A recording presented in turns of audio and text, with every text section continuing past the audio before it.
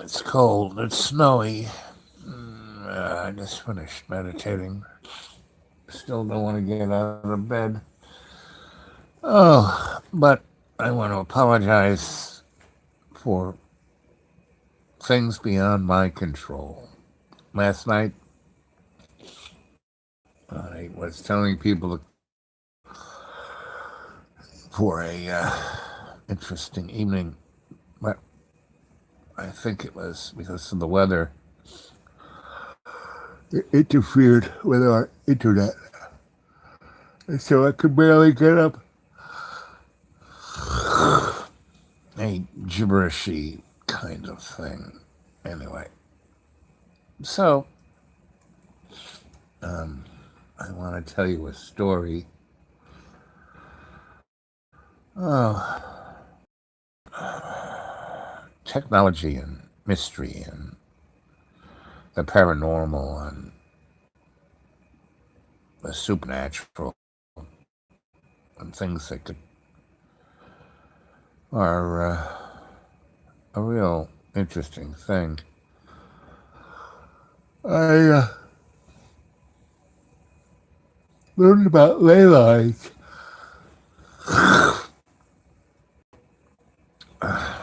from Madame Olga Kluver.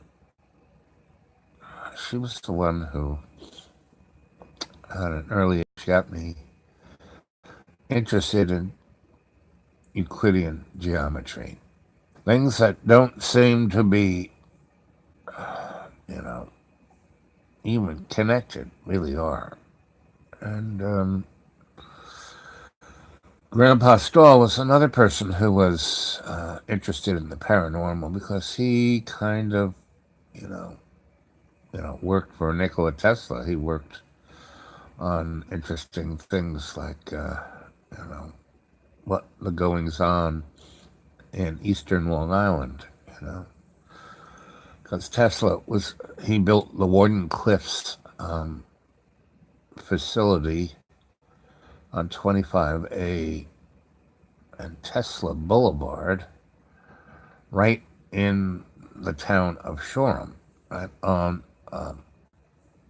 Long Island Sound. And that device did more than just, allegedly transmit data and power wirelessly. It had a interferon dimensional torsion interaction with the parallel universes. And Tesla, basically, his laboratory was a good chunk of eastern Long Island that Mr. Morgan owned. And up until, the 80s when I was out there, you could still find this crisscross, this net of copper cables. And that were like, gigantic, size of your wrist. And they were all over the place.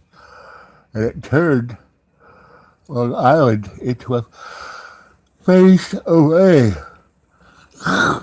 And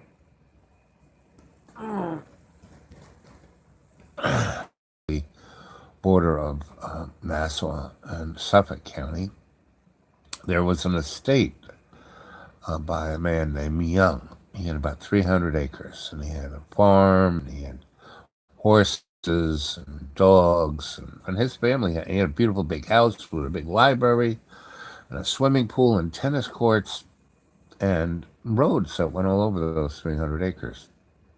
So as kids, would ride our bikes all over it, and there were forests and all kinds of things, and they had their own garbage heap, and so we would go through the garbage and pull out packing crates and all kinds of things and build forts out there in the woods.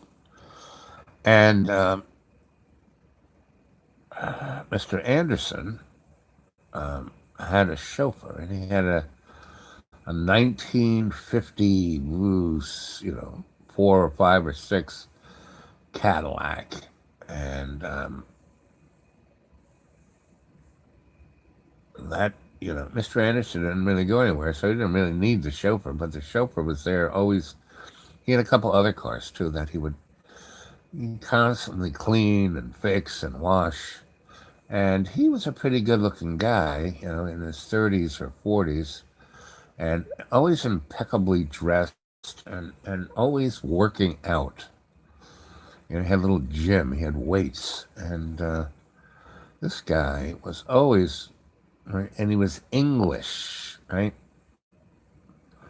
And he was part of the special forces, right? And so he, as a young man, had been involved in World War II. And he told me and Rupert, and there were 3 young men who were sons of, the horse guy, the dog guy, and the farmer guy. Rupert, Desmond, and I forget the third kid's name. We didn't hang out with him too much. And their parents were English. And the farmer guy wasn't English. But the dog guy and the horse guy were English. And the chauffeur was English. And they were all in the special forces during World War II in England. And they were all part of a special branch within the special forces that dealt with the paranormal. And they were part of a group that had parachuted in and stole the Spear of Destiny from Adolf Hitler. And they had to, dive in there. And part of that group that went in there were gentlemen that had were born and brought up in Germany, could speak German naturally. That was their first tongue. The German culture. And the German culture is a very interesting culture because it's not just a homogeneous. It's made up of different states. It's like the United States, and in those states they had different ways of doing things and vernacular and slang. And how German people can pretty instantaneously know where people come from in Germany because of their slang and stuff. Just like, people from Southie in Boston, when they say, "Oh man, that's wicked," that doesn't mean that it's terrible. It means it's really groovy, Or folks in the, Philly and not so much Philly, but New York City's bad. That's bad, man. It's all these hookums, so you can kind of figure out where people come from. And Californians and people from all over the United States have these colloquialisms, and so do the Germans. So, this team that spirited itself into Germany to steal the Spear of Destiny, because Winston Churchill was really into the occult, and he realized that the success, that before World War II, between 1933 and 1939, the Nazis were all over the earth looking for sacred. They went to Tibet and Egypt and the South Pole. They were all over the place looking for the hidden knowledge, and they were accruing it. And that's because there were groups like the Thule Society that had been around for 100 years that had been connected to paranormal and supernatural, not only events, but they were living it. You know, these women with this, you know, long hair were going into state and doing autonomic writing and connecting with cultures and creatures from other dimensions and other planets.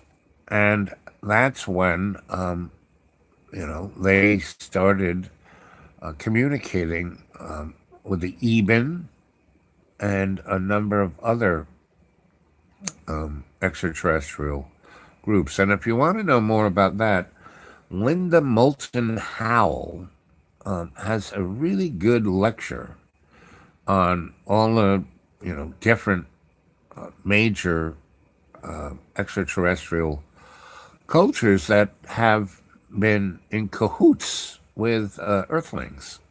And she has a very good historical reference of it all. And Joseph P. Farrell and the guy who came up with the concept of the breakaway civilization, Dolan, Robert Dolan, I think, but Dolan, and also Maxwell, Jordan Maxwell. Those folks really have a good handle on what's going on. And also, Dr. Stephen Greer and David Wilcox. Now, again, all of these folks you have to take with a grain of salt, but basically, Joseph P. Farrell and Linda Moulton Howell and Jordan Maxwell, they really are more the scholars. Go listen to them. And the other folks, and the other guy who came up with the breakaway civilization, he's also a scholar, but he's a newbie more or less, even though he's been doing it for 20 years. But Linda and Joseph P. Farrell and Jordan Maxwell have been doing it longer than that. And they were the first, and also David Icke. But David Icke has got, he's passionate, right? So all of these people have parts, dots, You're going to have to go do your homework and read all those people. Listen to they're all on YouTube. Go listen to their lectures. But Linda has a really good one of all the different groups. She really does. She has a very good, at one of those conferences, she really lays it out. Who's doing what? Who's connected to where? Anyway, back to Mr. Anderson's estate and these three English gentlemen who were, a special branch of the special services, right? And they were all about the paranormal, right? And the supernatural. And the estate, which I don't even know, it's probably been sliced up and turned into, because Old Brookville now is like, got tons of houses on all those farms and all those states and all those country clubs, which were the denizens of the uber rich, of the new rich, The old rich were out there, the Hamptons and the new rich were there because it was closer to New York. They could drive into their offices. Whereas coming from the Hamptons was almost like an all-day event just to get from there to New York. Anyway, Mr. Anderson's estate was laid out in a paranormal kind of way. And the architecture was of a paranormal, and he was into the, where I got schooled on the Sumerian was at the feet of Mr. Anderson and these three English gentlemen, right? And they could tell a really good story, right? And Mr. Anderson, he had a library that was, very specialized and very special, right? And the first person I ever saw that had a security system was Mr. Anderson in his house and his library. And they actually, this is in the 60s, and they had, and so the guy who is the chauffeur, he was a more or less technocrat, right? And the guy who was the horse guy, he was like the doctor. And the dog guy was like the psychologist.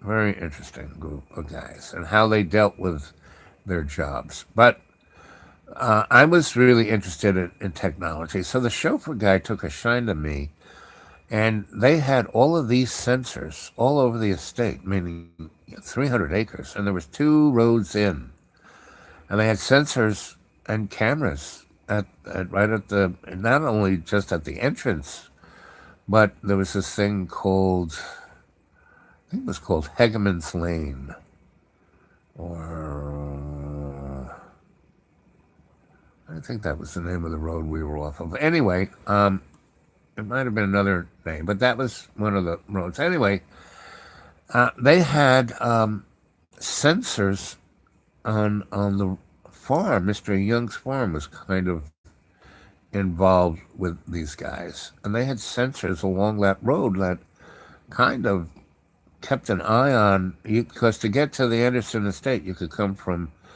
2 roads, and at the end of one road was this place called the Old Brookville Country Club. And back in the day, where the guys had estates, it was, they had, this country club had a golf course, tennis courts, and a pool. And but no clubhouse, because all the estates, they had their big houses, so the parties took place there in more privacy. I'm only telling you the names of these so you could go Google them and see if you could find them, and that might whet your interest. And so they had some pretty interesting technology. They had, Mr. Anderson actually had a database in a computer. He had an IBM computer. And the chauffeur basically,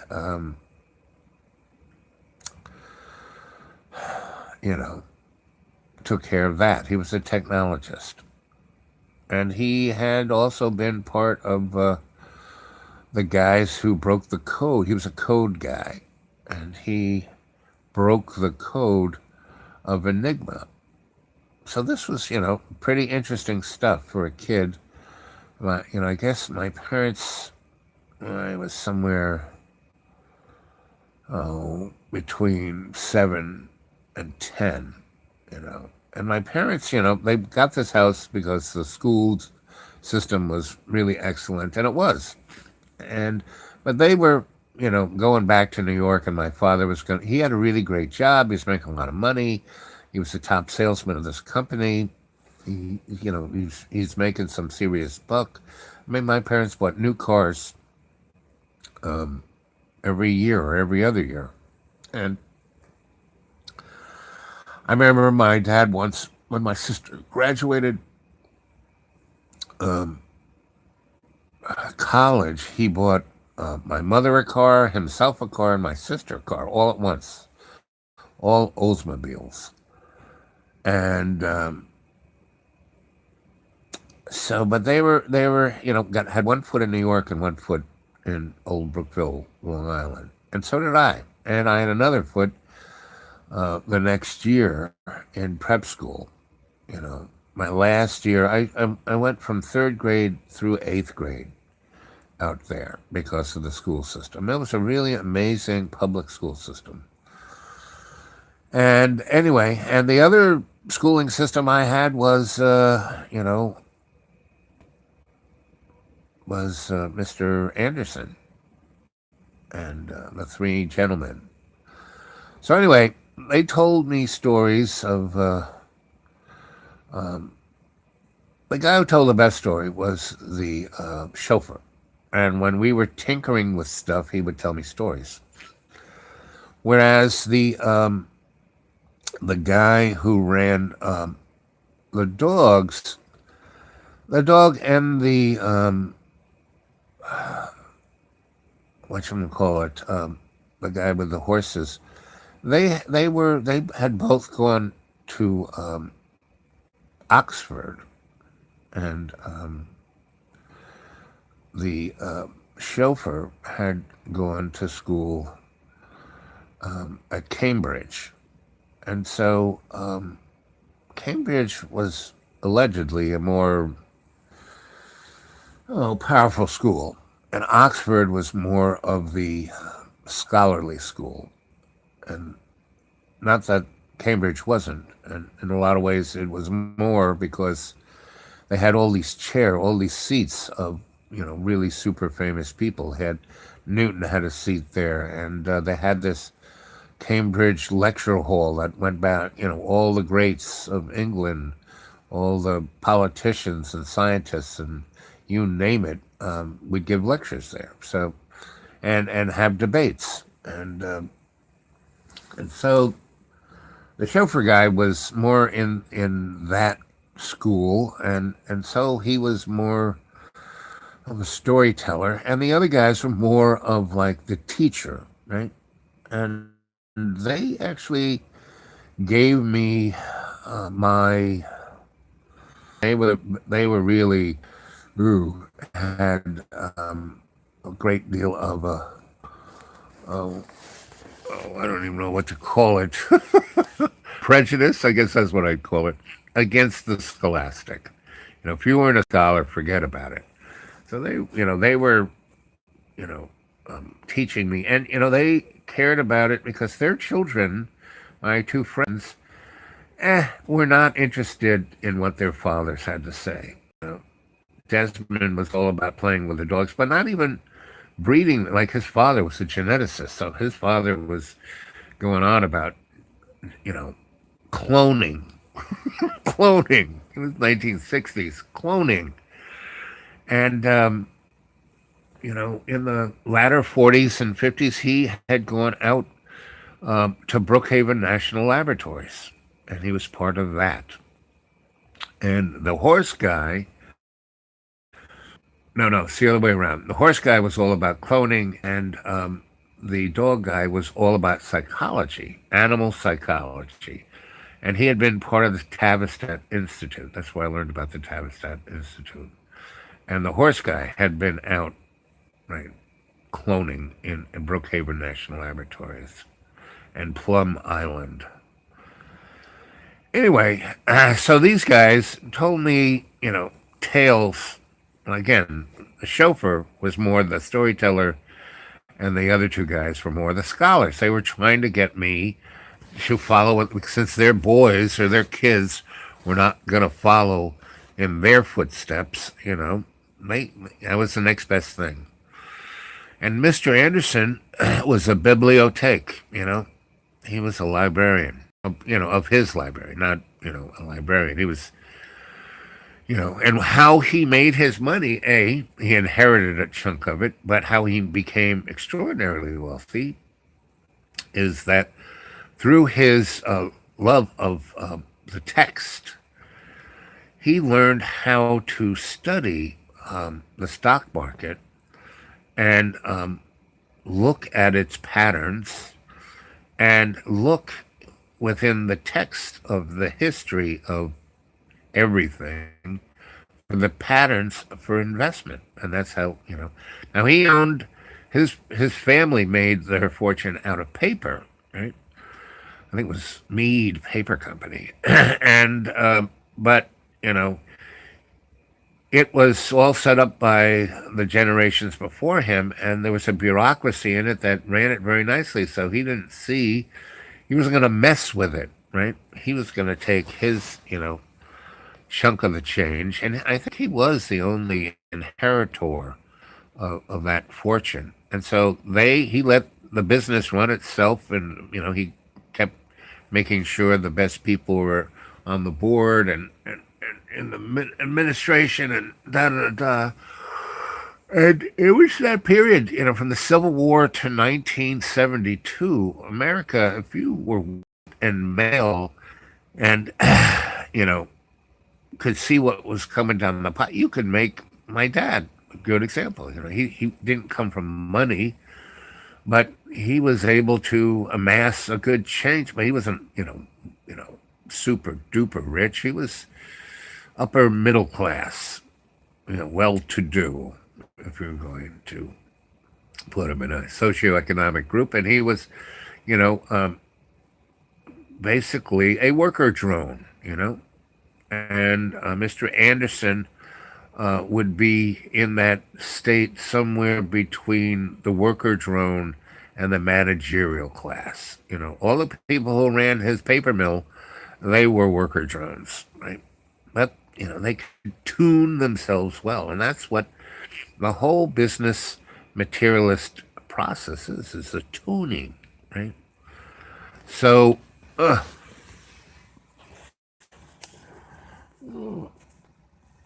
person here listening to this story. Anyway, how long am I? Been 27 minutes. So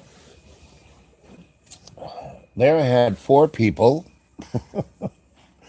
and I also had in New York City, Grandpa Stoll and Madame Olga Kluver and my grandma and my parents in their own kind of, but they were so occupied with, the social ladder and making money that they were, basically mud puppets. Now they had good sides to them, and when that would come out, well, that was good. And they also had some pretty nasty sides to them, and I just stayed out of the way. I could sense when that was coming, and I would just jump the fence and go visit, the chauffeur, and we would tinker with things. Or I would go and, be with the horse guy. And that's where I never rode a horse. The whole time I was there, all those years, I never rode a horse. Now, I brushed every horse down. I cleaned every stall out. I walked the horses. And I had a paddock, and I would walk the horses. And that's when I realized that horses didn't like bridles. And so I would not, when I would take the horse out of its stall, I would take the bridle out and just walk it like a dog. And that's what horses are. Horses are like big dogs. The best big dog, smartest, biggest, loyalist dog. And that's why I like big dogs, because they're closer to horses. And, you know, um, the kennel, the dogs they had were whippets, where you couldn't get them. I don't want to say obnoxious, but they're like a breed. They're like a small version of a greyhound with a little bit of Great Dane in them. And so they just want to do one thing. They want to go fast, and they want to run after rats. That's kind of what they were bred to do. Run after rats. Go. They were ratters. They were bigger, nastier cats, because cats can't tell a cat, go get that rat. If it wants to go get the rat, it'll go after it. But if it doesn't, it won't.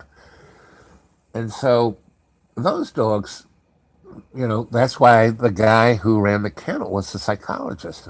He was, you know, the breed came from the horse guy. He worked on this kind of a nobility, so they're not like the lab rats that these whippets were for the psychologist guy. And he had them in boxes. He had them running through mazes, going after rats. I mean, it was pretty amazing about his study of animal nature and the drives of the animal id.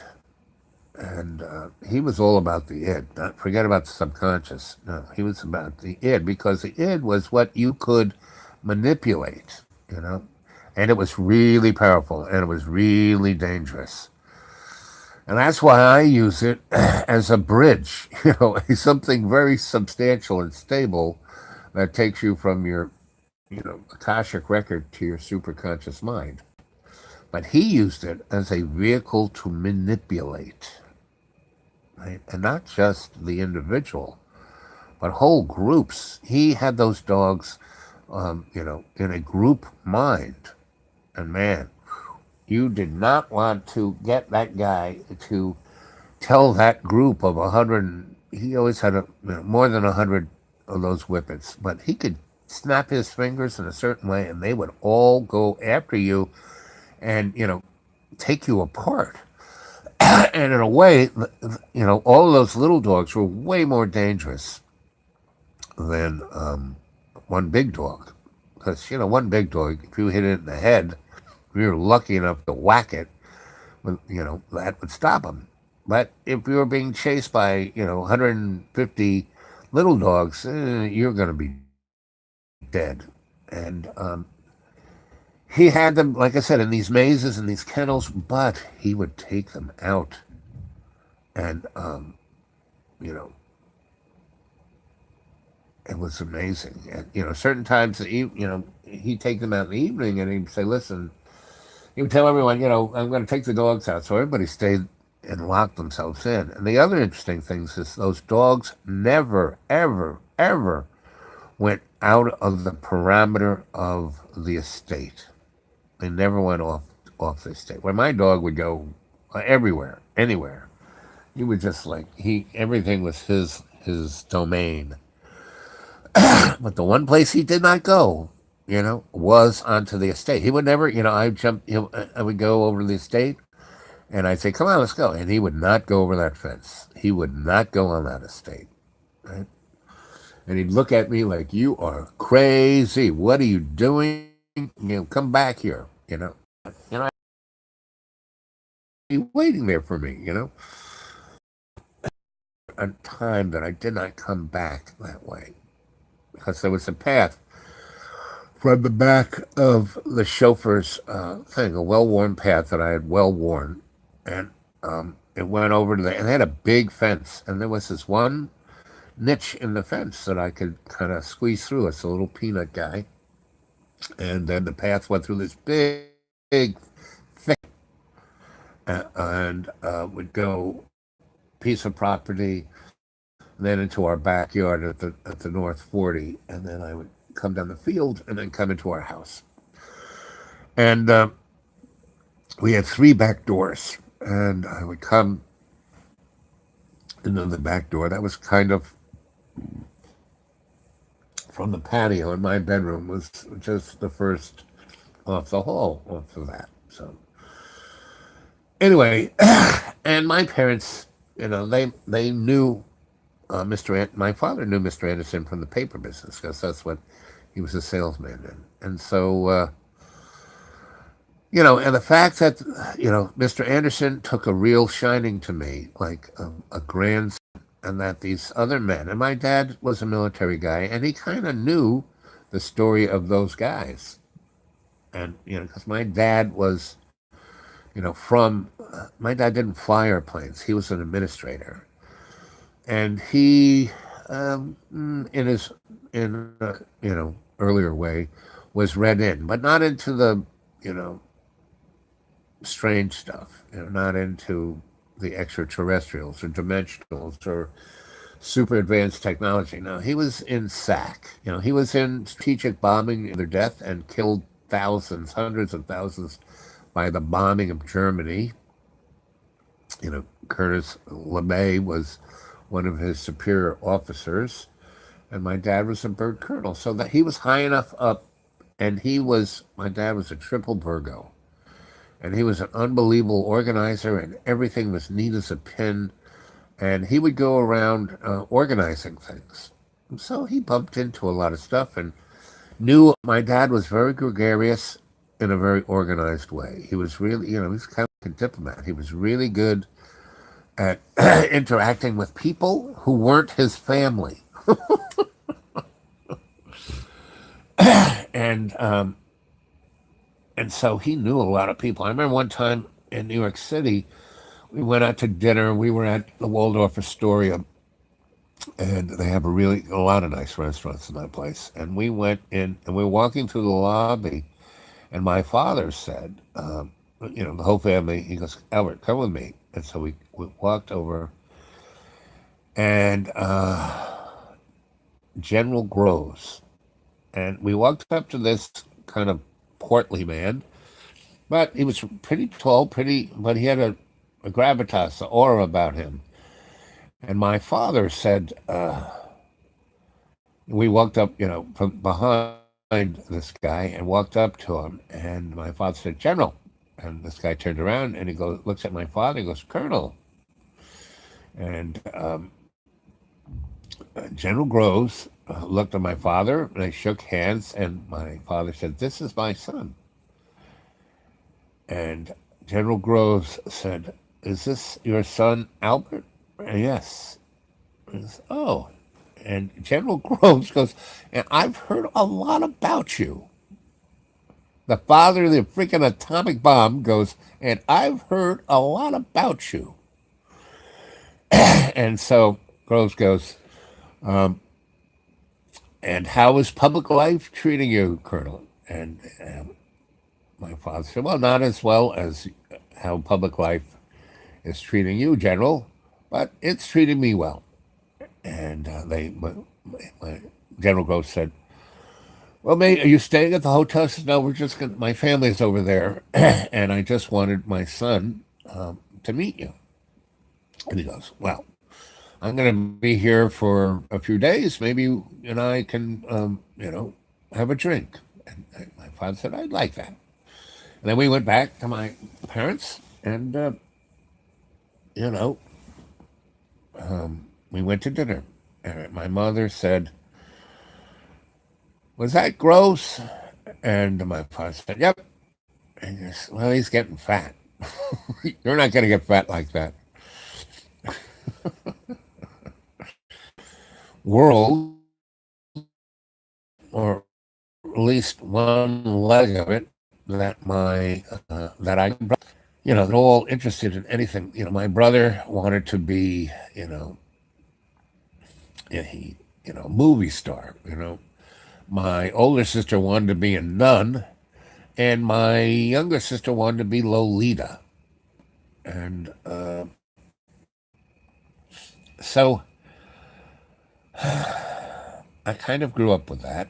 And the stories that I would hear, about, the paranormal, you know, and those three gentlemen took it on three different points of view. The chauffeur took it on a technological guy, took it from the psychology of and the power of the mind. And the horse guy took it from the gene, not just the cell, not just the gene. He was all about genetics, right? And he told me stories about things that went on in Brookhaven National Laboratory and Plum Island in the 40s through, when they got out, 60s. They kind of, they were nearby at this place, but they weren't, in it anymore. Or they were, but I just never noticed it. Where are my reading glasses? You guys are here, kinda. Let's see. Broken glasses.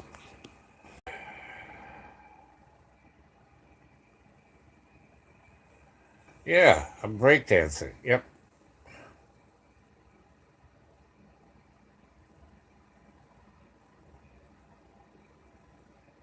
yep.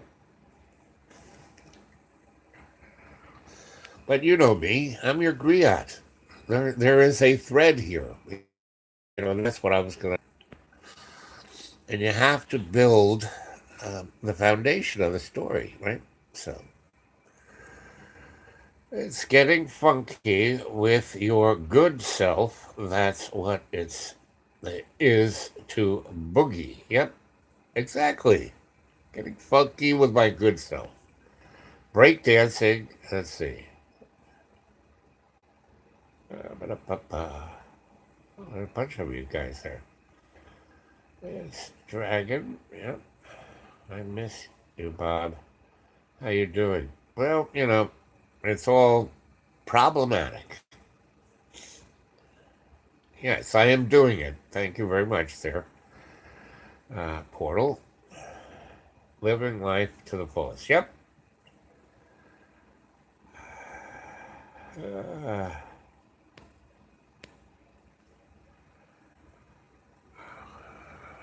Good. Portal. Love you, Dragon. Right. Anyway, so there, I was as at a young age with this guy who's, really super rich. Mister. He's richer than at that time. He's probably richer than you know the Trump family, right? Now the Trump family is more than Grandpa Trump's money. They got some interesting family ties back to Scotland. And that's why Donnie became. No one becomes president unless they are in the gene pool. And Donnie is. And Donnie isn't, you know, Donnie is not so much a Trump, but a chump. And he is like Biff in Back to the Future. That's why Biff was put in the movies. Guys, go. I just went to my library and got the whole freaking series of Babylon 5. And it was produced between 1991 and 96 or 7. So I got all like 40 DVDs, right? And I'm watching them all at once. And it's amazing because it is a metaphor to exactly what's going on here, in the world. And, it's the storyline is about the shadows and wanting to rule the universe, right? And they're doing it in a deep way. And the political, social dynamic of Babylon 5 and the world, the universe of all the aliens. Earth is going through this thing of, Earth first. Forget aliens. They are scum. Humans are the best.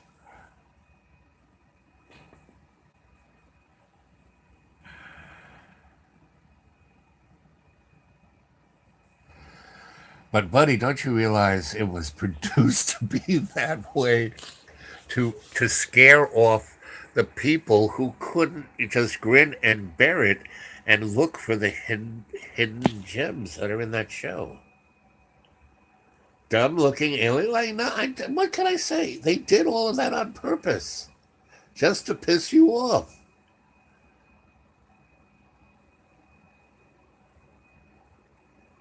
Exactly. Crap storylines, but within it is exactly what's going on.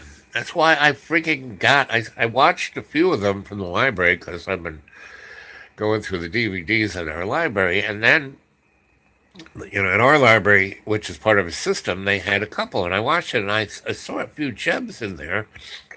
And so I went to the librarian and said, "Hey, do you have the whole series?" "Oh, yeah, we got it. We can get it together for you." So I did. And I'm watching all like 70 DVDs, and it's because you're exactly right, buddy. It's exactly everything you say. It is dumb-looking aliens with idiotic masks and yep, crap stories, but within it, and that is what all great hidden knowledge is. Amazing things hidden, behind. Look at the Illuminati, crap mask, and Satanism with the guys with the horns, and it's all the same.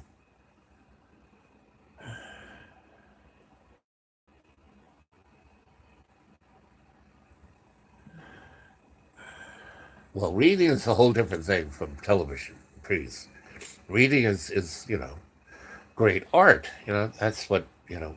And have you read the really classic? The guys, Mary Shelley is a classic science fiction writer. The guy, Moby Dick is a classic science fiction story because it is a real deep story of the modern world. That scene where they're they're melting down the whale blubber. Ooh,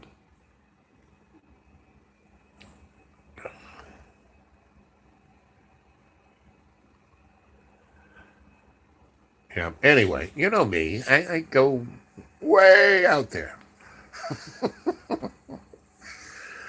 I still can't even get out of Hump Thumb Dragon.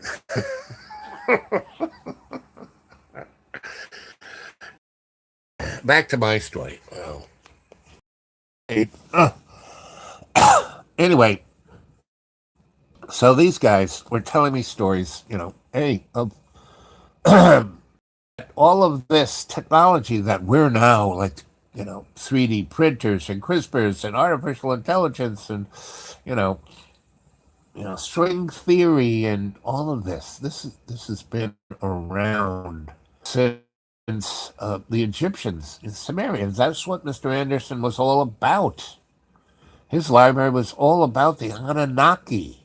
Before this is in the 60s, before really anybody was writing anything about this, you know. And Mr. Anderson knew Nikola Tesla, and he knew Grandpa Stoll. I mean, my life is like a spider's web, and I'm a Teflon fly, you know. And I don't, I got all these eyes to see with, and I'm covered in Teflon, so that spider web never quite gets me. And the spider has decided, well, this guy never going to catch him, but he does bring other flies into my nest, into my web. So yeah, let him fly around, you know, and I as the shadow, I as the spider, I as all.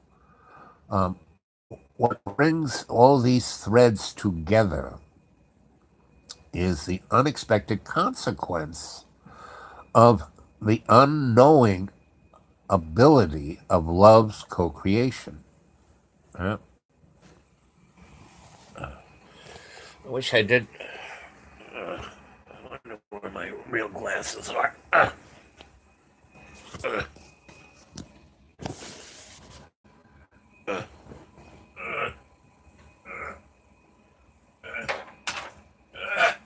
uh, uh,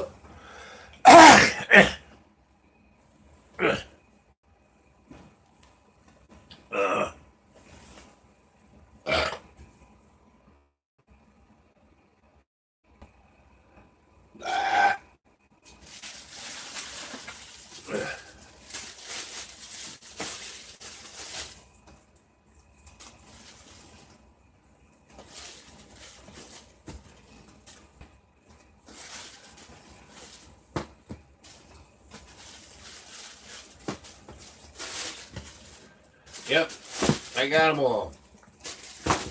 This weekend I'm gonna, because it snowed, I can't get out.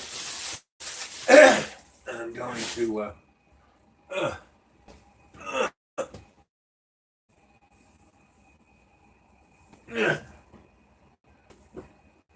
it takes a lot to find my freaking glasses.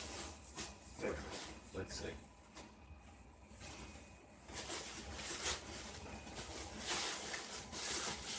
Let's see. Can I read better with these? Oops, come back here. Where are you? Yeah, now I can read. Exactly. I need to have my morning wank to see. Actually, guys, I have so little. I have more estrogen in my body than I have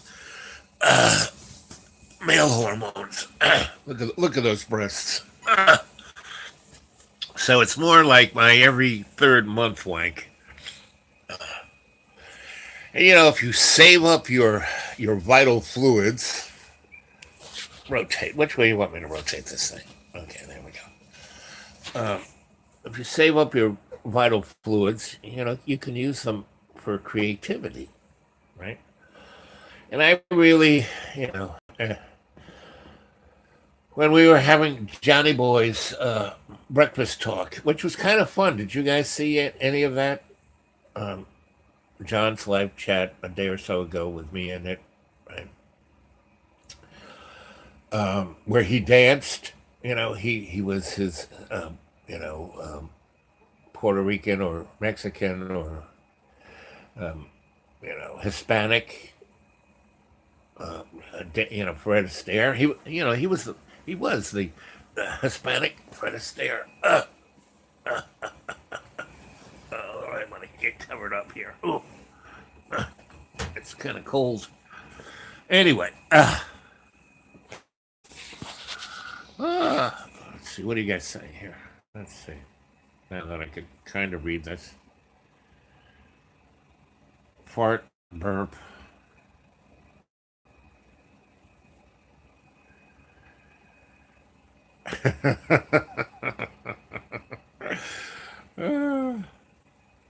you know, all those, body functions. That's exactly what they are. There's no big deal about them.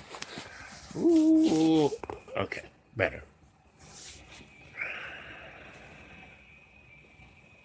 No, it isn't. Then I can read it upside down.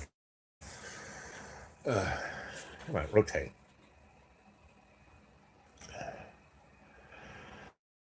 Uh,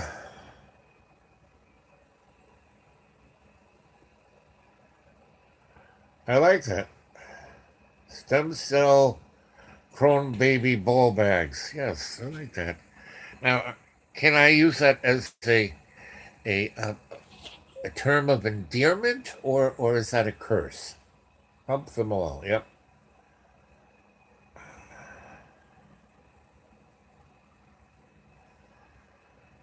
Yeah. Yeah. Yeah.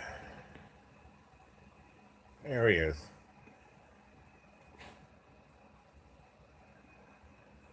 Too much battery chicken. Okay. Well, I got a great chicken. But I was up at Cornell. I one of the things I did was I rewired a friend who grabbed me from New York, so I wouldn't, end up dead.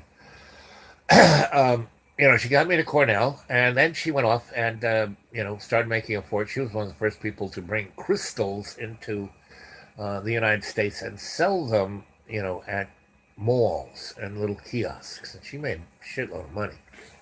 And she had married her Cornell sweetheart, who was his father was a farmer, and he had a chicken farm, and he was anal retentive, so he had his son clean up every little dropping of chicken shit. So his son was batshit crazy, but really smart guy. He was a programmer. Anyway, had no common sense. Really brilliant, no common sense. So my friend, she wanted me to live on the farm so he wouldn't burn it down because they had bought this 500-acre farm this night, after the 1986 saving loan crash. She bought this farm, 500-acre dairy farm outside of Ithaca, New York, in the rolling hills of the Finger Lakes for $60,000. One of her trips of gathering crystals in Brazil and bringing them back and then selling them in malls across the country and little kiosks. That was like 1 month's worth of her profit. She bought that farm. So anyway, and it was it was a really beautiful farm that was in a mess. Meaning nobody had worked it for years. A beautiful farm, big 19th century mahogany, beautiful farmhouse and big milking. They could milk 200 cows, but the electrics were just shot. From the 1920s, posted. And anyway, I basically, the first thing I did was rewire everything of that the farmhouse, the whole farm, all the barns, everything, right? Put a well, they had a pretty good service. And I took, put subs in everywhere and put panels everywhere and then rewired everything. And I was like, and all of the whatchamacallits, all the barns right off the main road, this farm road. So all the other farms that were up the hill from us, they'd all drive basically right by everything, right? So I'd be out there rewiring stuff and making this happen and making that happen. And all the other farms, above us were all pretty big dairy farms, all having between 100 and 500 cows pumping out milk. And they were sending it back to New York City, and they were making some serious money. When a gallon of milk, they were getting 60 cents wholesale a gallon of milk, and they were selling thousands of gallons. They were making some serious money. Anyway, so I was rewiring my friend's farm and babysitting her crazy batshit uh, husband because I had nothing else to do, right? Yeah, I hadn't got myself a job. Yes, I was at Cornell, but I was just, getting myself into Cornell, meaning I only really, she kind of snuck me in there. And the first 6 months, I didn't really, you know, she got me into one project. And, you know, and I've already gotten started. They'd given me stuff. And basically, this guy was a computer guy. I didn't have to go to, the campus. He had he was one of the administrators for the Cornell's computer system, everything, right? So this guy, he was smart with computers. So in my little bedroom, I could log on and get anything I wanted out of the Cornell University. And he had it, I mean, I didn't have to do anything, push a couple buttons. And it was kind of where, I mean, that's what the internet was then, it was made by DARPA to communicate between universities on DARPA stuff. Anyway, so most of the time I was rewiring this farm, and so one day, knock, knock, knock, knock. This old guy goes, "So you rewired this place?" I said, "Yeah, yeah." He goes, "Are you the farm electrician?" I said, "I guess I am." And he goes, "Okay, then I have a real problem. So he says, can you come with us?" Sure. I didn't really have a vehicle. I would anyway. So I got in his truck and he drove me up to his farm, and he had like 400 cows, and they were like, ah! They were moving. Something was wrong with these cows. I goes, "What's wrong?" And he goes, "Well, these cows have to be milked twice a day, and if they don't, they kind of explode. And I go, "Why not?" He goes, "Well, they don't want to hook up to the machine. I don't have enough people to, I can't milk these many cows by hand." And he says, "I am doing it so I can relieve them, but I'm having to throw the milk away because it's not pasteurized, not sanitized. It goes from the tits to the machine, into the pasteurizer, into the truck, down to the dairy, and that chain is broken. And I don't know what's wrong. And I've had the vet up here, and he says it's not the cows, and it's nothing else that he can see. And so the only, this guy was a really old guy, kind of like as old as I am now, but he's a smart boy. And he said, there has to be something wrong with the machine. And I go, how do you know? He says, well, that's the only thing in the loop that I can't really control. Can you tell me? And I said, can you drive me back down? Let me get my little bag of tricks. So I do. We go down there, and I had this thing. It's called a Mega. They don't even have now. This is like an ancient technology that Grandpa still gave me, and it measures when you're working on big. He used to wire these things called dynamotors. That was before back when DC was the only thing. DC couldn't be transmitted more than 6 miles. So the current would go there and then drop off precipitously. So before it did, they would have a DC motor hooked up mechanically to a DC generator, generate electricity. So instead of losing 90% of the current, they lose 2%. And that's how they wired the New York City subways. So there were off of any generator at the end of it, where the armature is, there is a field, right? And to tune and that's what the transformer and the generator are these like two tuning forks that you have to tune together. And that's one reason why our electric systems are so funked up, is because that whole art of tuning the system is, and the utilities don't care to, because the more out of sync their system is, the more they can charge for the ratepayer for the electricity. So who cares if they're burning more fossil fuels to make electricity? Who cares if their system is totally defunct? As long as it works, as long as you hit the light switch, your light bulb goes on, you'll pay your electric bill, right? So anyway, so back in the day when they would tune these things, they had a thing called a megger that could read, not just like you have these little wands now that get near a wire and goes beep beep beep beep beep. That's like the Joe Bazooka bubblegum version. But this device I had could take it down to the almost non-existent EMF, right? To the most Tesla's level, gigawatts of current. And you could see everything about your YouTube page, and I can't on my little stupid phone. Anyway, so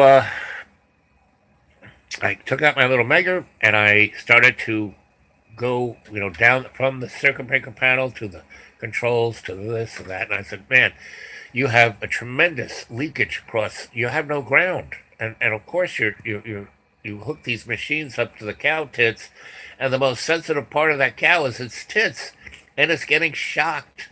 You know, no volt. Super high voltage, no amperage. So you're not seeing any burns or anything, and you're not feeling it yourself. You got those big rubber boots, but those cows standing in the cow piss. Oh baby. So he goes, well, how do we fix this? I said, well, okay, this is what we're going to do. So we first have to figure out why there is such, and not only that, you should not be getting this voltage. This is like transmission level grade voltage. So I said, you got some kind of vehicle we can. First, I said, what, since the moment that these cows didn't want to be hooked up to this machine, is there anything electrically, in your property? Did the power company do anything? Da da da da da. Oh yes, yes, yes. The power company put in some power lines on the North 40. And I go, oh really? Let's go take a look. So we got, and he had a Jeep. Got in his Jeep. We drove out there, and they brand new, and they did not put in the grounds correctly.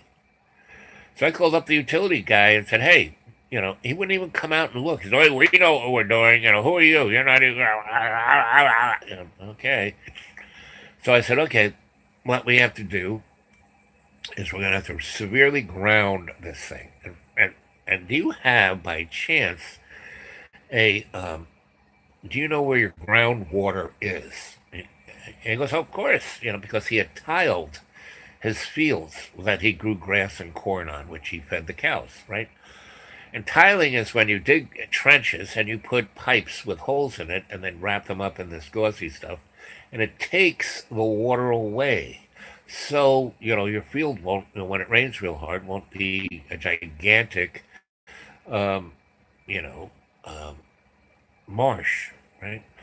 Now, what happened was, so he tiled this thing a long time ago, so take all the water down to the stream, which is right where the friggin', um, you know, um, power lines were, which weren't grounded correctly. And so the bias of the high voltage transmission lines was going into they had ground wires, but they weren't grounded correctly in the ground. And so the current was coming down that and going into the water table, right?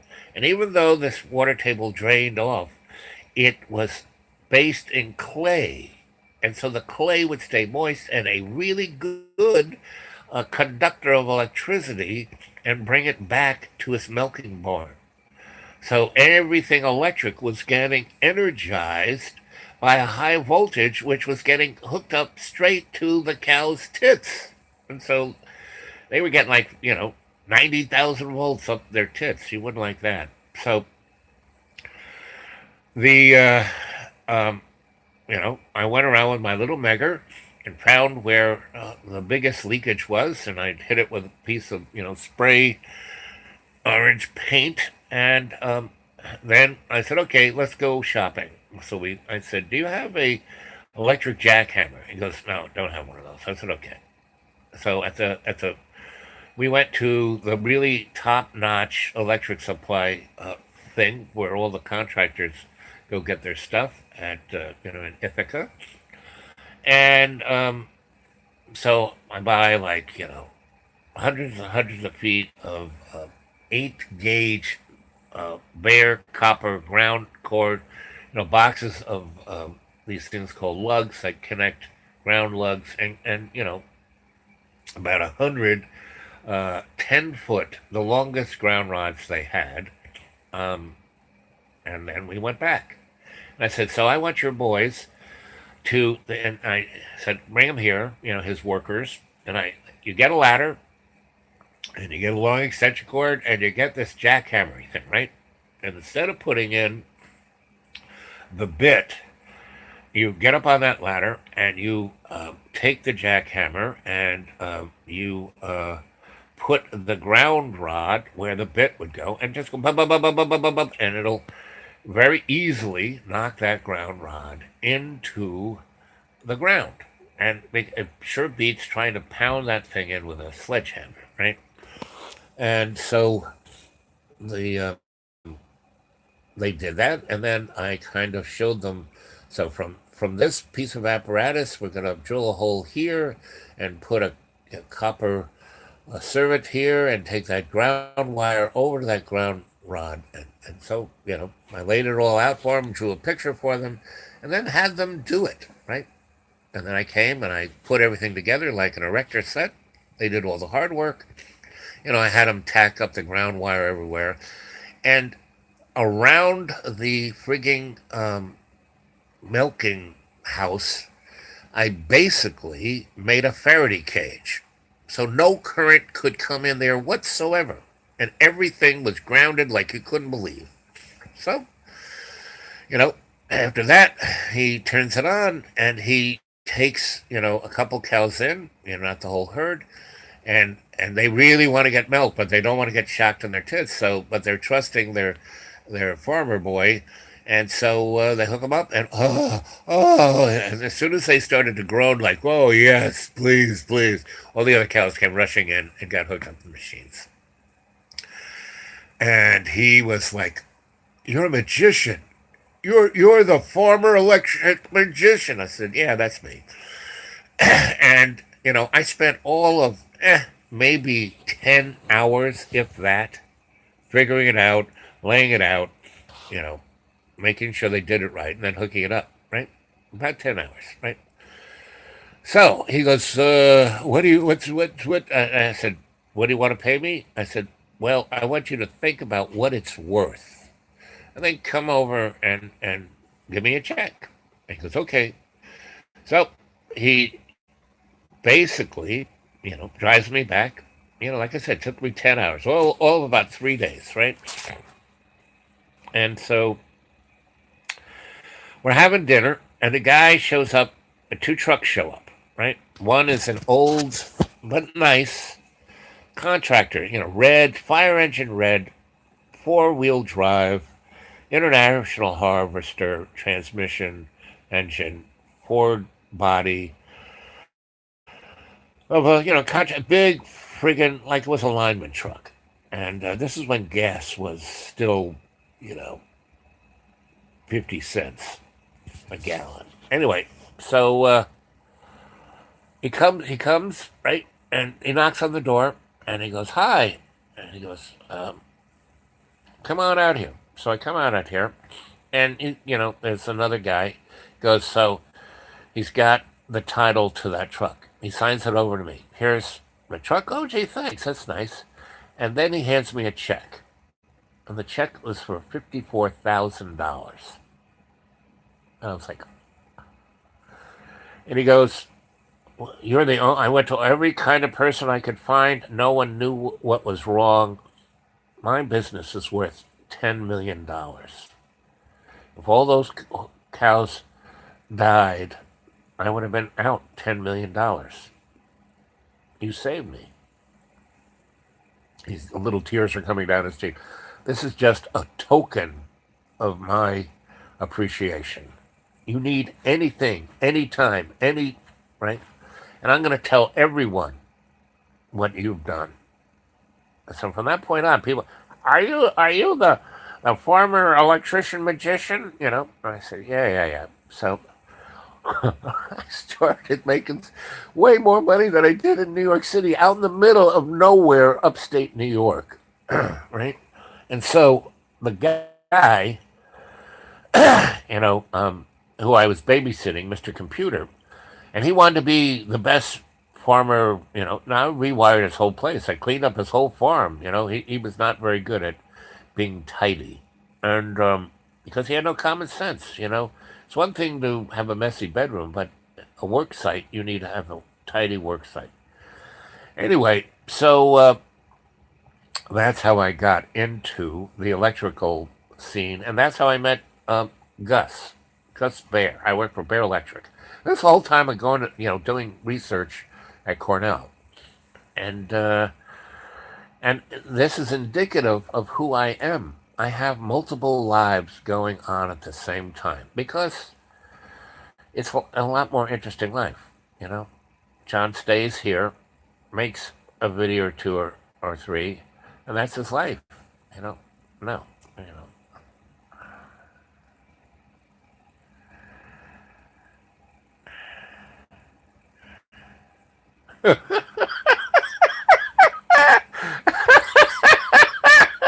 buddy, my teeth are always in need of stimulation with 90,000 rolls.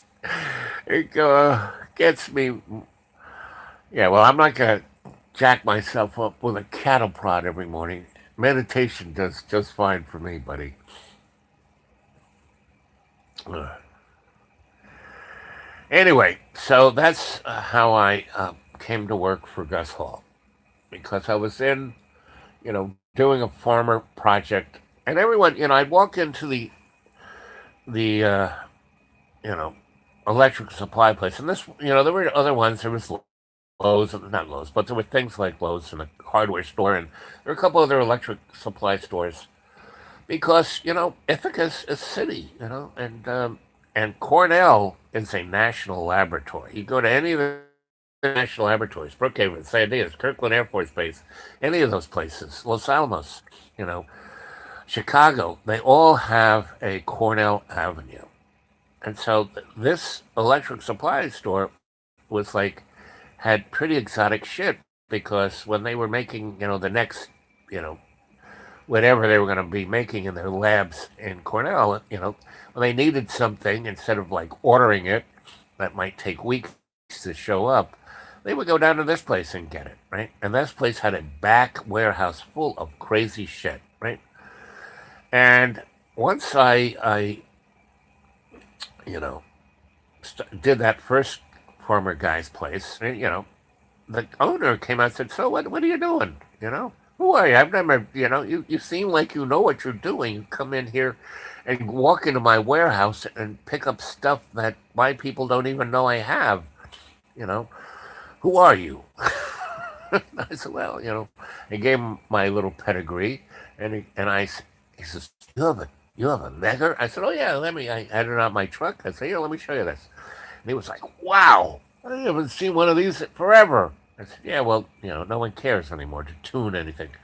So we started talking about transformers, and he during World War II, he had been a radar boy, and he had been at the Rad Lab, and he known a couple of my mentors. So I was in. He's the head dude. He's the boss, and that's one of my skills is to find the head dude and enamor myself to them. So he told all those people, "Hey, if this guy wants to rummage through the warehouse, let him.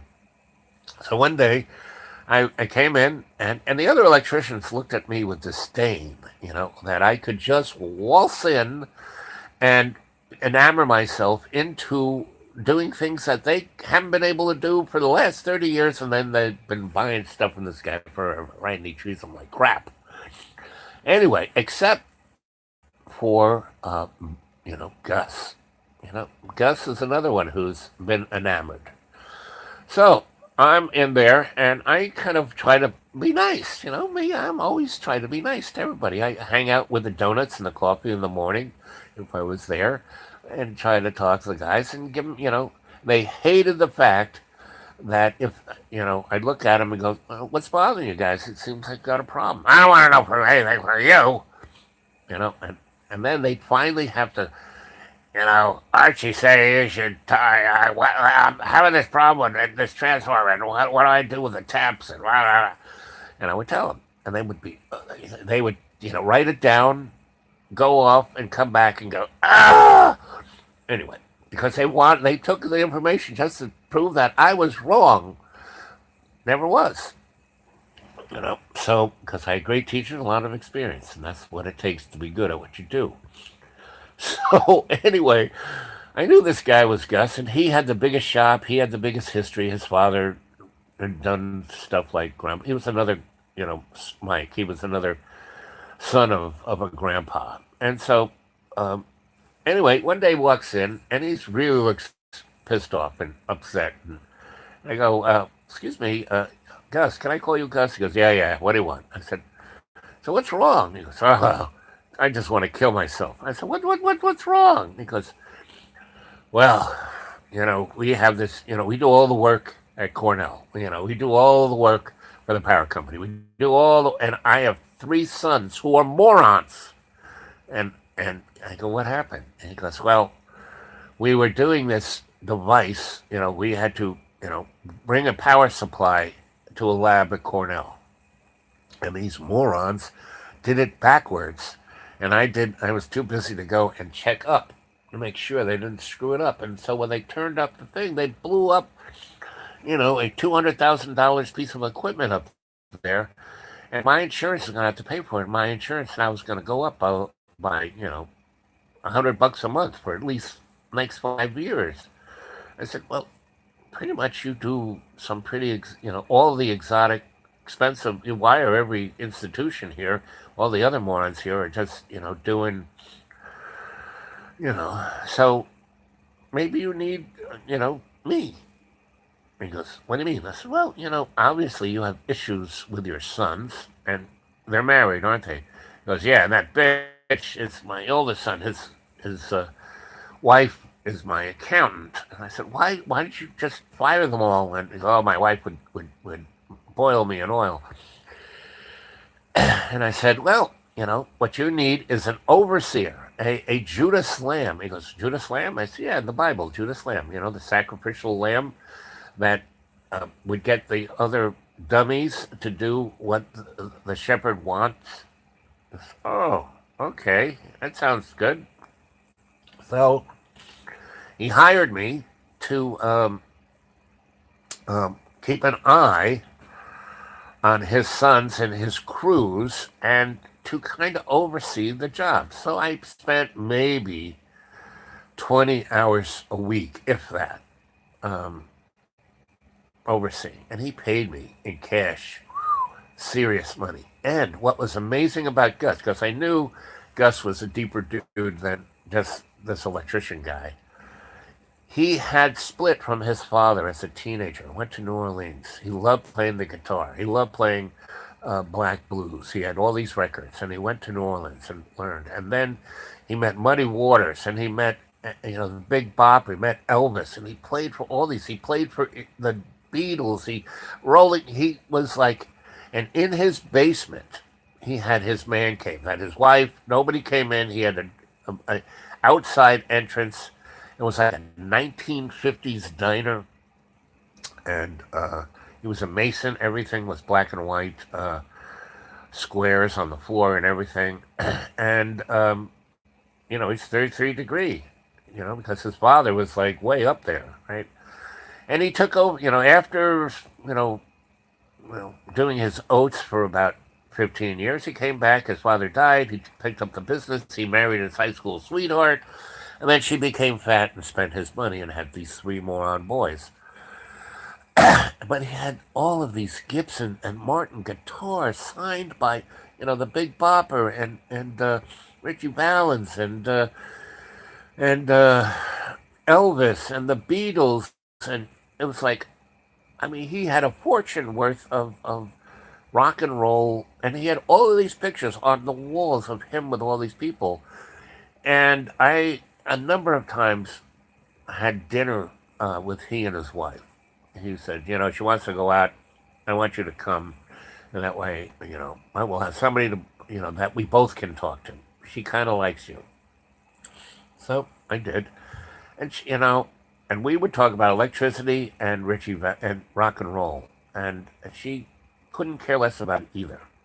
She would just say, "What do you think of my dress?" and blah blah blah blah blah blah blah blah blah blah. She was the epitome of the material bitch, right? So anyway, that's how I got to work for Gus. And so at a certain point, I kind of eased deeper and deeper into working for Gus because he got bigger and bigger jobs. We did a hospital, we did all these prisons, we did all, and they had to be done right, and the first time, right? And I won't go on. I could go on and on and on about the most stupidest shit these guys did. They nearly burned down Ithaca, the city of, because they hooked the main power from transmission lines that were like feeding half of New York State into this transformer that they grounded incorrectly. And when they hit the switch, it was a dead short for an unlimited amount of electricity. To, those pictures see on YouTube, the big blue explosions in New York. Oh, what was that, time travel? No, it was morons like these guys. And it was dead shorting so badly that you couldn't get near it to shut it off. So I called up. By this time, I knew the Power Authority guys pretty well because we did a lot of work for them. And I said, listen, I rolled out this little map in Gus's office and saw which quadrant. So you're going to have to turn off that quadrant. I said, well, we're going to, blow up, we'll have to turn off about 300,000 people. We can't do that. I said, no. What do you do in a snowstorm? You do the same thing. You shun a load. This is a nasty load, and if it keeps going, it could take down your whole freaking system. Yeah, we see the load is like growing. So just shut that zone off. Give me 20 minutes. I'll call you back, and you can turn it back on. And we had these big hydraulic choppers to cut the cables, right? It was amazing that they just didn't blow up because they had burnt off all the insulation of the pipes. They were, when I got down there and looked down, everything was glowing like your oven, but with like a half a billion volts of electricity and a trillion amps of current. It was like unfucking believable. But that's going to be the end of the human race. Morons like that. Anyway, so Ding did that, clipped it off, and no one died, and nothing really got damaged. Scared the shit out of a lot of people.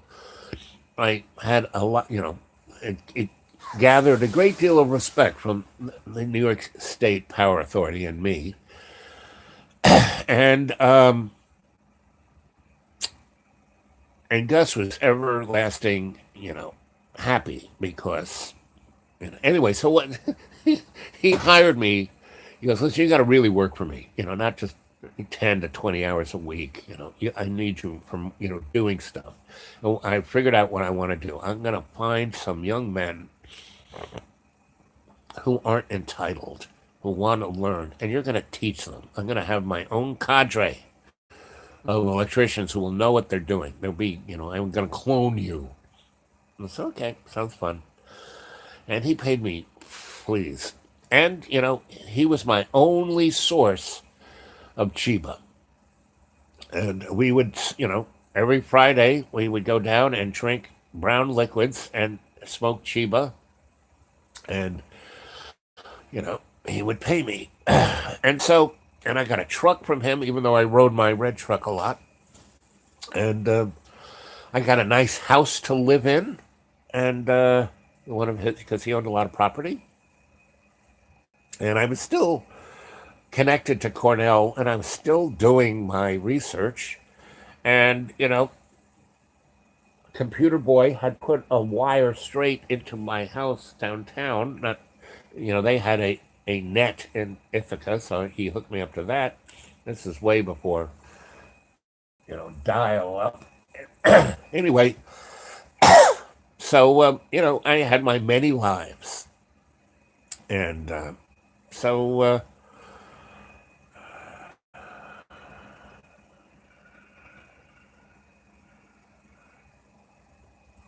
okay, time machine. Uh,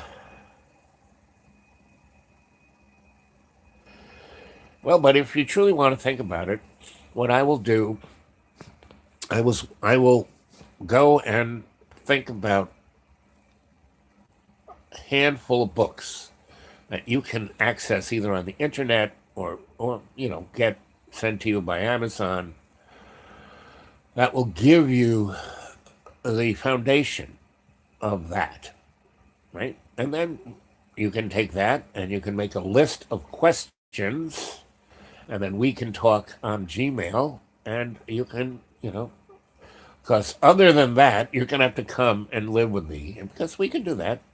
I've been around toys like that. Time travel is not that difficult. The problem, why do you think the Mandela effect is popping up in such amazing ways right now? It's because everybody and his brother's got a time machine, you know? But the thing, you don't want to screw around with a time machine, which I never did, is that it'll warp you. But, buddy, you're warped enough, so maybe it won't matter, you know? So, anyway, so I go pretty much 40 hours for Gus, right? And doing interesting stuff. And, that was it. I basically said, I'm not going to do any plain Jane work. It's just, if it interests me, I'll do it. So he gave me all the interesting stuff. And I still did my managerial, making sure no one screwed up seriously. So, that's what I did. And I still did my, arty stuff. And I still did my Cornell stuff. And I was getting involved in the indigenous people of that neck of the woods, the Iroquois Nation. So, I was having so there was a Cargill salt mine at the foot of Seneca Lake, and it was a salt mine that they had been digging on since like the mid 19th century. And that salt vein went from there all the way to Ohio, to Wright Patterson Air Force Base. Anyway, so he had me in there, and I was doing what I did best, and that's, working on high voltage tuning transformers. And there was a whole facility at the top that we, had lots of buildings and needed power and lights and everything. And that's what I trained. I had four young men that Gus had found that were really, they wanted to learn this. They were motivated, and they were not entitled like his boys, right? And they came from the wrong side of the track. But they were not drugs or alcohol, and they really wanted to learn this. They had it in their guts to want to learn this. So, you know, at first, you know, step and sweep. I taught them how to breathe. I taught them how to eat. I taught them, about tea, and this is anything to it. Well, it has everything. You got to do this first. So did that first. Then we started on this project, this mine, right? So they built they were all metal industrial buildings. We wired them, and I taught them how to bend pipe and how to, all the basic theories of electricity for that level of electricity. And then when the utility guys brought in the high voltage line and put it at the distribution point, and we had to create these exotic transformers, not something straight off the shelf, right? And so we did. And we had one of those buildings was our shop. And I was going to have it our shop and leave it there so they could, and I had no idea. And this is very similar the experience I was having at this place, this Cargill salt mine. If you were to Google, Seneca Lake Cargill salt mine, you probably find it.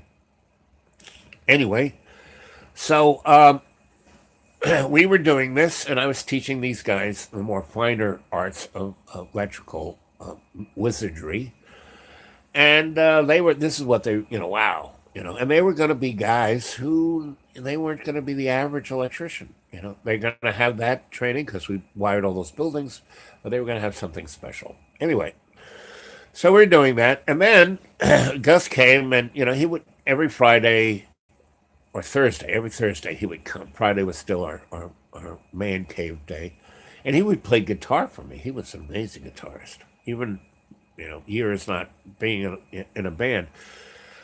Anyway, so he came by Thursday and said, "Okay, you told me your stories of New Mexico and Los Alamos and San Diaz. This is kind of that." I said, "Yeah, you don't think I figured that one out?" And he said, "Yeah, and you're gonna have to go down in the cave." And I said, "No, I told you what happened the last night. Don't worry, don't worry. Don't. It's not at that level, but they need you to fine tune some of that equipment you guys have been putting together,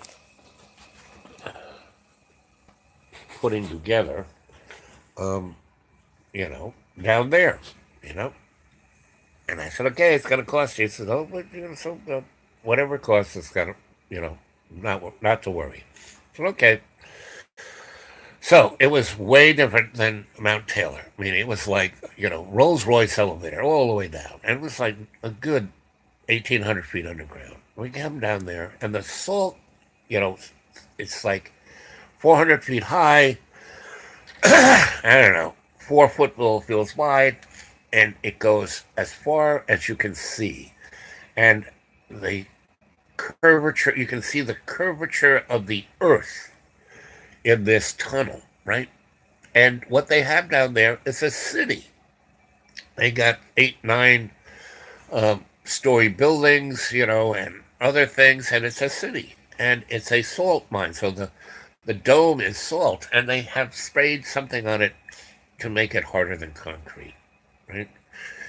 And this is the first time I ever really saw photonic light in a real time sense, not in a shamanic sense, not in a laboratory sense, but in like a big fucking sense. Because this place was lit up and you couldn't see where the light came from. And right away, I go down to the elevator, these guys meet me, and they're dressed a different way. I'm wearing, overalls, and they're like nice, clean outfits. Photonic saltiness, exactly. It's like a potato chip.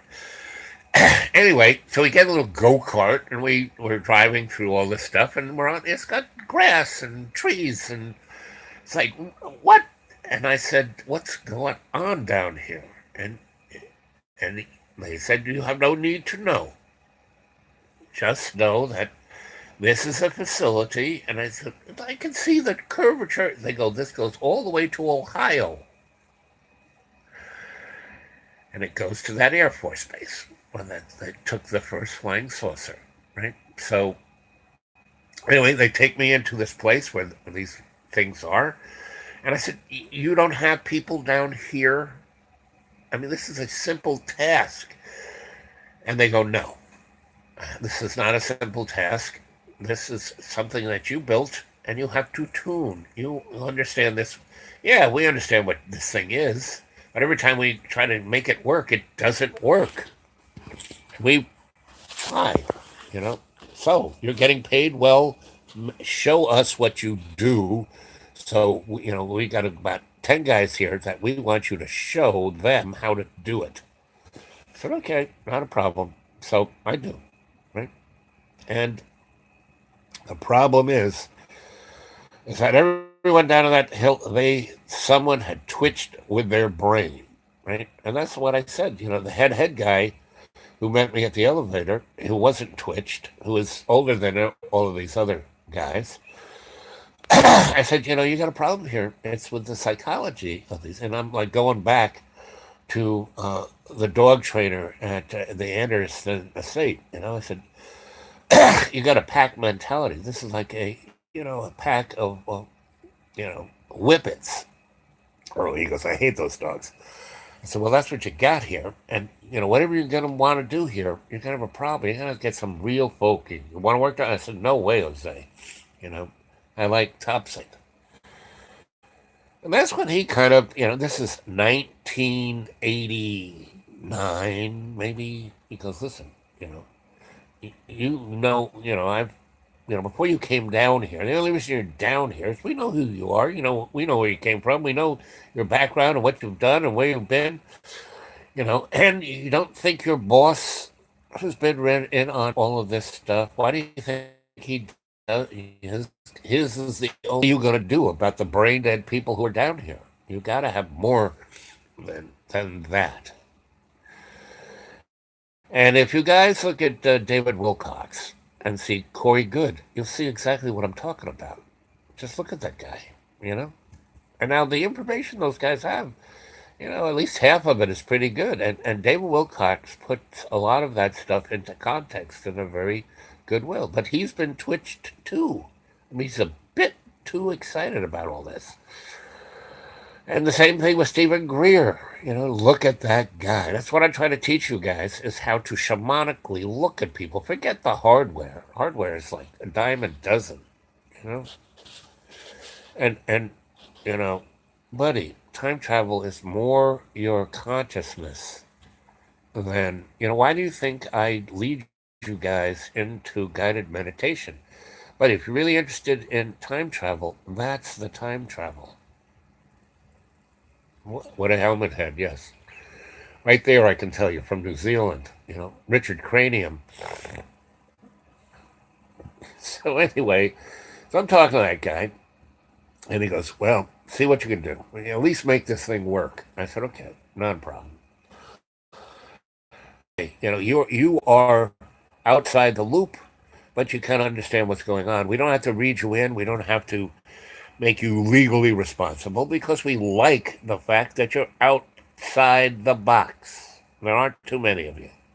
And that's why I'm your Sensei Al Bob, and that's why when the trolls come and it just makes me smile and laugh because they are, please, give me a break. Because I know we're here at an hour and 40 minutes. I'm supposed to say my disclaimer at the beginning, but this is all for entertainment's sake. Nothing's real. This is a story. And I think I gave you the Mr. Anderson story as a lead in to this, right? Because we are heading into trepidous waters. That little facility that they built down there underground at the Finger Lakes that goes to Wright Patterson Air Force Base. And there are little avenues going to lots of other places, right? And they have gravel magnetic trains down there that can zip you from Paris to Tokyo in less than 10 minutes. Um, so they have prepared for the shit hitting the fan.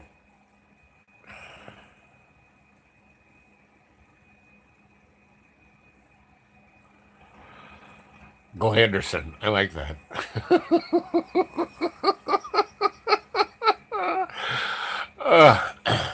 So, and there's a ton of Mr. Glandersons everywhere. Who do you think, Mr. Facebook? Facebook's getting annoying because they're constantly, I can't access things unless I allow myself to join Facebook. And, not going to do it. Anyway, so what's occurring is we are on the precipice of shit hitting the fan. But we have been on the precipice of shit hitting the fan my whole freaking life. That's why I'm doing this. Because why did I become Mr. Hedonist for 10 years? Because I expected any day for the shit to hit the fan and 98% of the human race to be dead within the space of 2 months. You know that again. The thing I showed you, um, the X File Chris Carter thing that was made a few years ago called a special event. I mean, that's what it is. The special event. Go get that out of your library because especially that one about the first one where he totally gives the rap about who's doing what, what's going on with the internet blog guy who's really rich. I wish that was me. Wish I had a private helicopter. And guys, you know, Sophia, I'm ready to work. You can read me in. I'm old enough. I have no kids.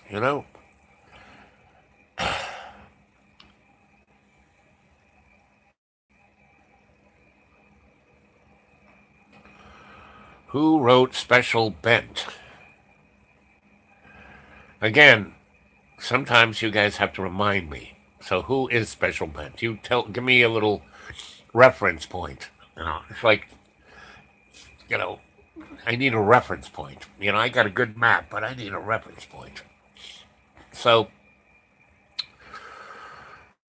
so you go to that X Files thing and watch that, and then they have the one about, you know, the pandemic. And the things that saves the human race is that Scully makes a serum off of that, and you should go read Gore Vidal. Why I love Gore Vidal as a writer is that he doesn't write the same book over and over again.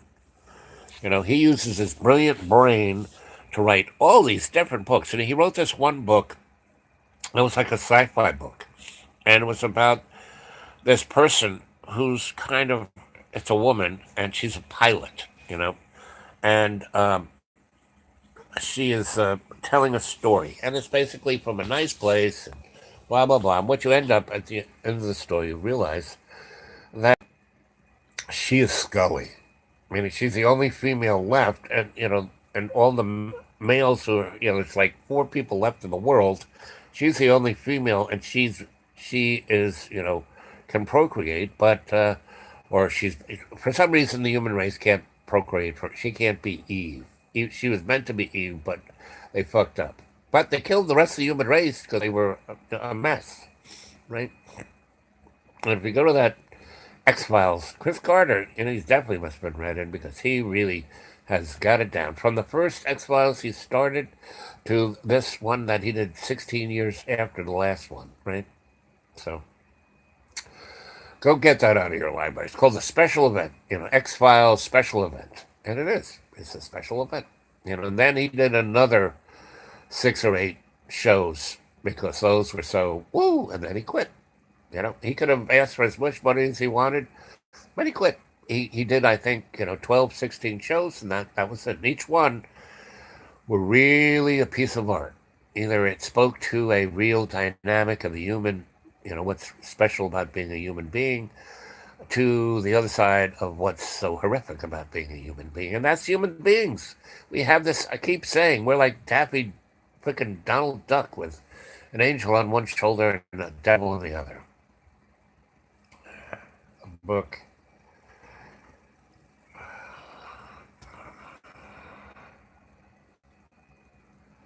Is that really a book? No, but I'll go look it up. And is that really the guy's name? Pee Wee Freely? Really? Come on, buddy. Are you? No. Okay. Thank you. That shows your Sensei Al Bobs. I am a gullible person. I'm naive. I believe everything everyone says. Now, I question everything, but I believe it. You know, that would be, buddy, let's write a book together. Just like Robert Anton Wilson wrote the Illuminati trilogies with his buddy. That's why that book is really good. Because they were two, you know. Um, Anton was a bard, and the other guy was a rocket scientist. Did you ever read Robert Anton Wilson's trilogy of the Widow's Son? That's a really good book. You want to know about the Illuminati, the hidden hand.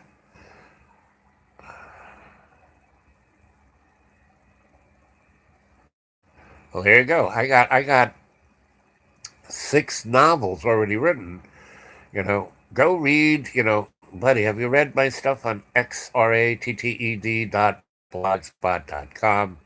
If you read that, that would be a good starter to start writing books, because that's like, whenever they do a TV series, they have the thing called the Bible, right? The premise that you start from and you go from there. Well, that little bit that I have on XRATTED is a good place to start from. We can start writing from that. Characters, situations, etc.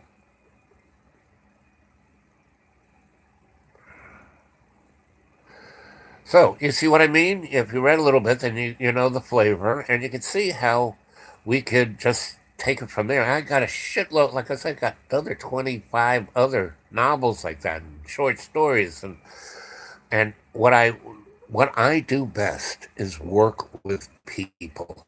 You know, I'm a team kind of. Yeah, I can be the griot. Yeah, I can be the sensei al Bob, but um, I do my best work with a crew. That's what I've been trying to get here, is a crew.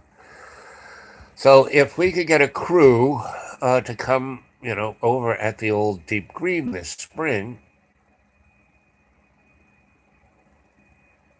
yep, and so we can go from there. I need other people. I'm kind of blind. I'm kind of, I have certain, my body. This is not a problem. I've trained the squirrel in my cage. I've got the golden thread alchemically to my conscious free will. I'm connected to love's co-creation. So, yes, 20% of the time I am a moron, but the other 80% I'm online. So, but I need, we got the cadre. But it needs to get a little more assimilated. And I'm a patient guy, because I know I'm not going anywhere until this all comes together, and that I can leave it in the hands of a well schooled cadre, and then I will get my well deserved retirement to the other side, and I can have my nice little lodge in Shambhala, and I'm not going any further than that for the moment, but um, that's where I'm going.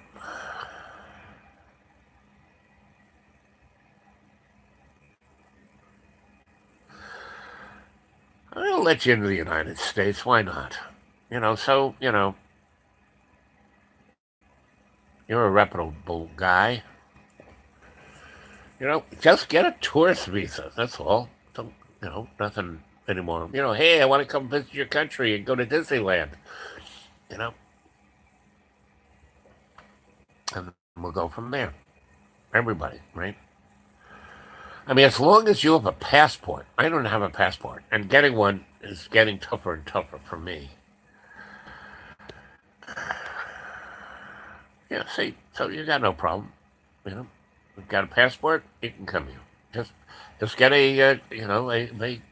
vacation. You know, you're just a nice New Zealand boy. If you're Maori, just say you're going to come to be a wrestler.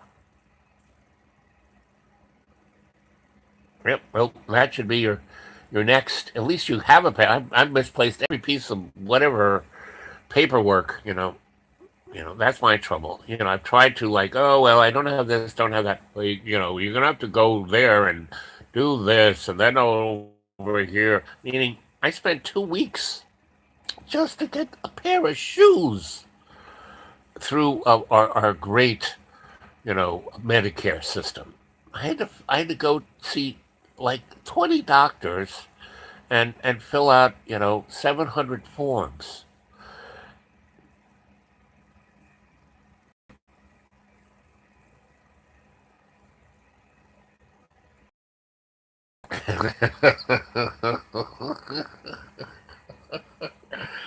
Ay, ay, ay. And so it's obvious that no one's pulled. I mean, they should have pulled the plug a long time ago. So there's a power that be, like love's co-creation, that is, a little more got control of the situation.